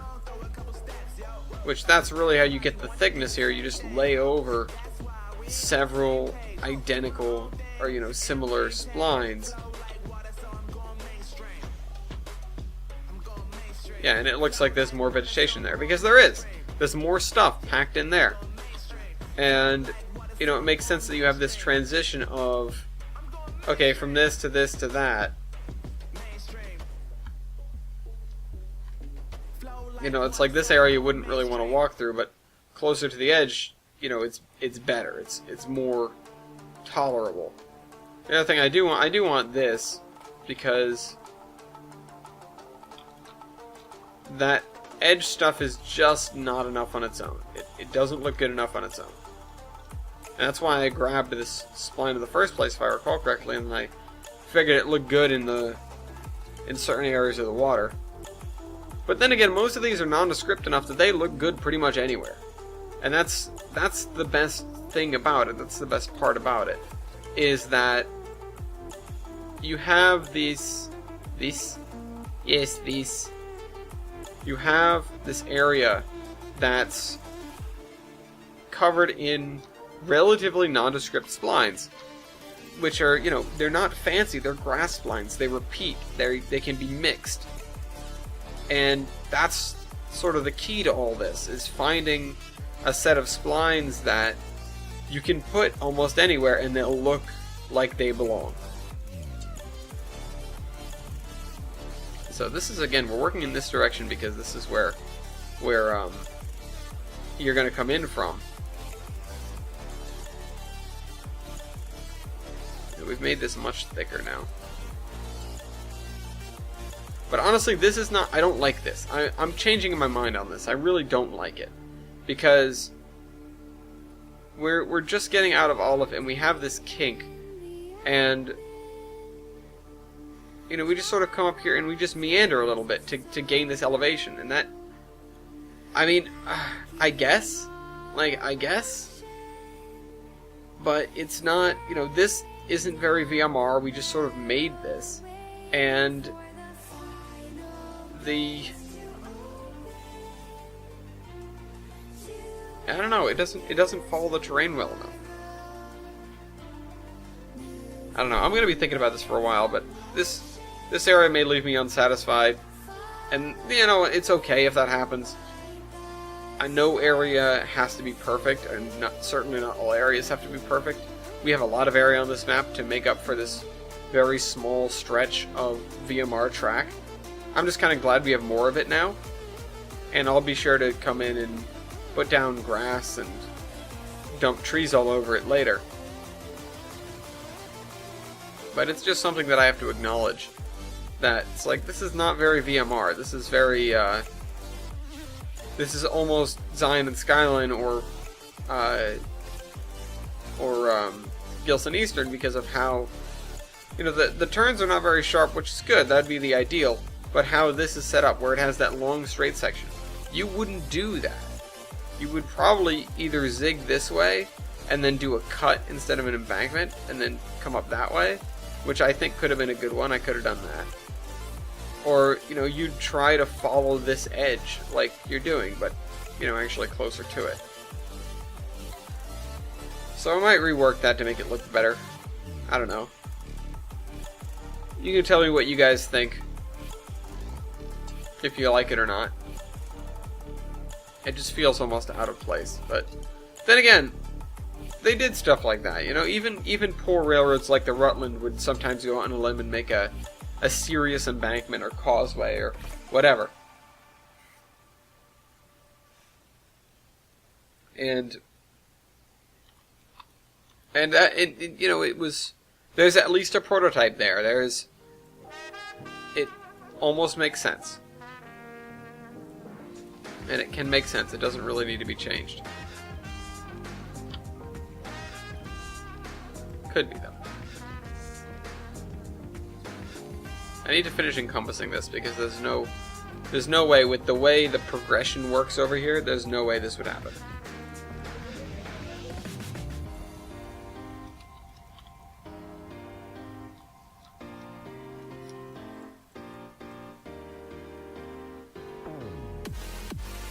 Yeah, so this is definitely going to have all this in.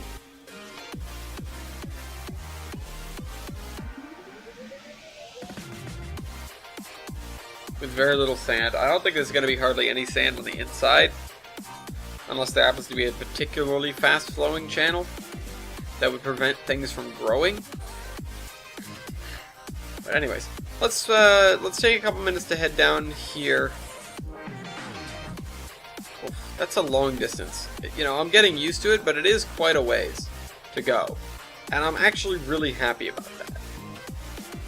Honestly, we can't do all that much over here right now.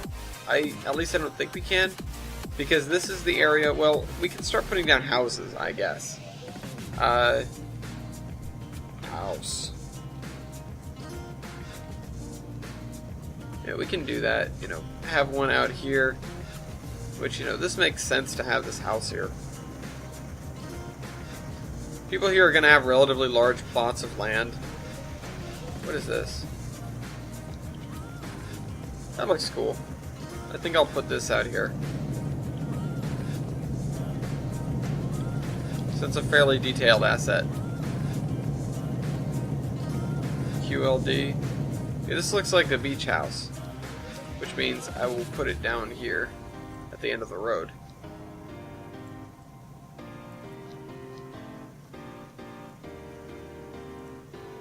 We'll have to do more with that.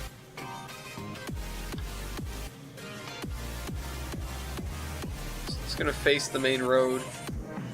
You know, we have tons of houses. We have lots of different styles that we can use. This is a little bit too modern though, with those glass sides. This I think I'm going to put very much closer to the water. Honestly, it's so cute.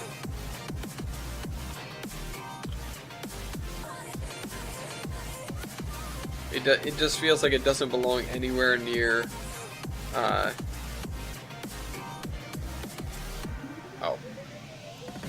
It doesn't belong anywhere near, anything built up. This belongs in the backwoods. It belongs at the end of some road. Like right over here. It's not even going to be really aligned with the road. That's fine. This is another, like, beach house-ish looking thing.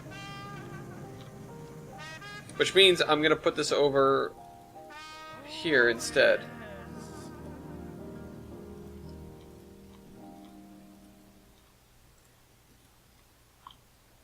Yes. This looks like, almost like an industry. Almost like a schoolhouse, and I'm going to put it near the schoolhouse.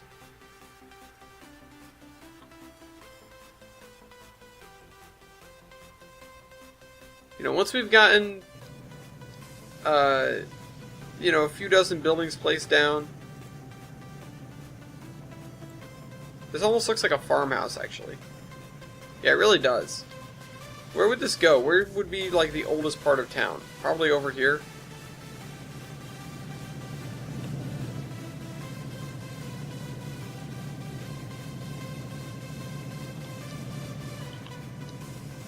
Yeah, that looks good. No, that's wrong kind of thing. This is pretty good, though.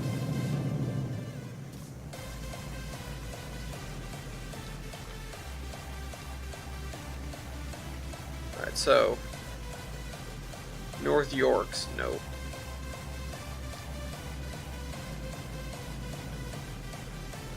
I'll put this out here.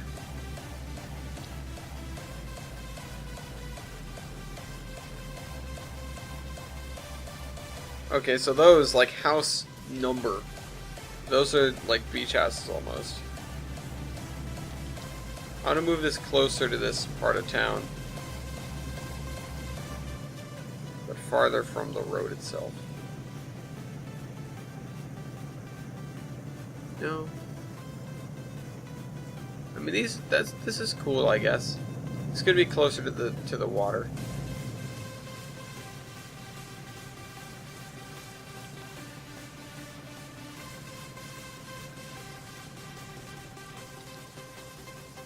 Which they're probably upset by the railroad often. That's ugly. Alright, we'll put this one somewhere. Cute. I feel like this should be able to see the water in some way, so maybe put it over here.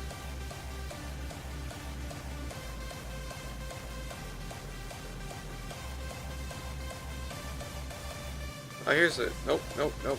This one.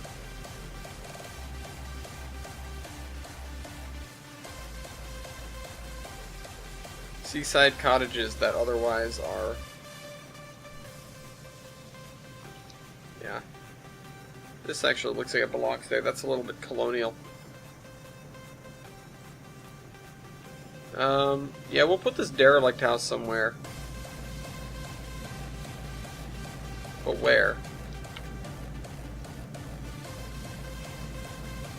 It looks good. It looks like it would be along the water. But it also doesn't look like it's been touched at all, ever. So... yeah, how about at the end of this road?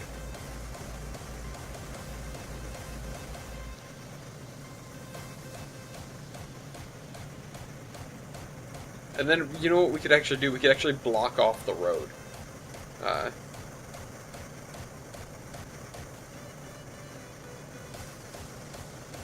So let's see. Any other houses that look real appetizing right now?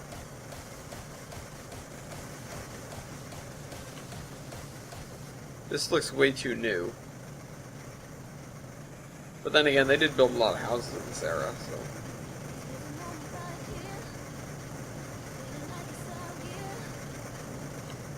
we'll figure that one out. Yeah, these guys are cool. I don't really like them because of the, These guys are alright. Let's put one of these here. Whoops.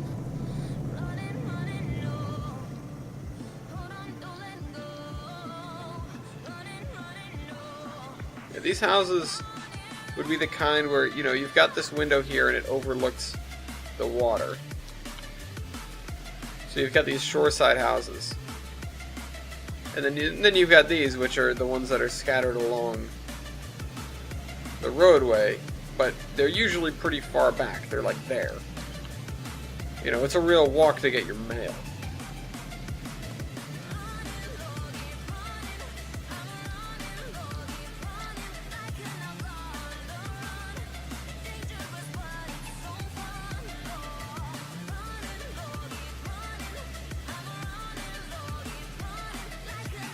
Yeah, they probably have a parade down here every 4th of July. Or whatever Independence Day is here. It's probably 4th of July. This is probably the US.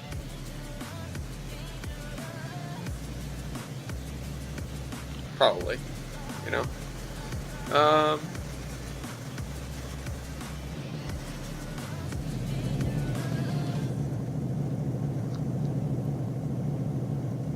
A major housing development going on here, maybe. Because, of course, it's the 50s and lots of houses getting built. Especially in little quaint oceanside towns like this. Alright, anyways. That'll be all for this week. I hope you guys enjoyed this video, and I will see you next week. Trainman out.